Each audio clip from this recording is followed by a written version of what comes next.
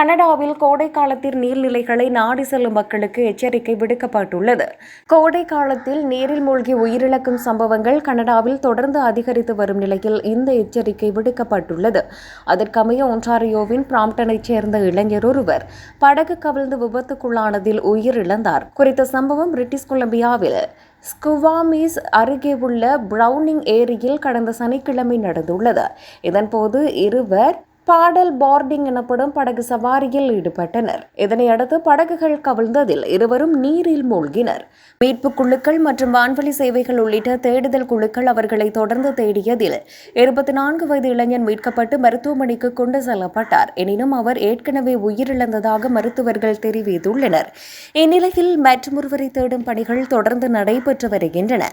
இதற்காக போலீசார் தற்காலிகமாக குறித்த பூங்காவை மூடியுள்ளனர். இந்நிலையில் நீர் நடவடிக்கைகளில் ஈடுபடும் போது பாதுகாப்பு முன்னெச்சரிக்கை நடவடிக்கைகளை மேற்கொள்ளுமாறு அதிகாரிகள் மக்களுக்கு நினைவூட்டுகின்றனர். உயிர்காக்கும் உடை அல்லது தனிப்பட்ட மிதக்கும் சாதனத்தை அணிவது நீரில் மூழ்கும் அபாயத்தை குறைப்பதற்கான மிக முக்கியமான வழிகளில் ஒன்றாகும்.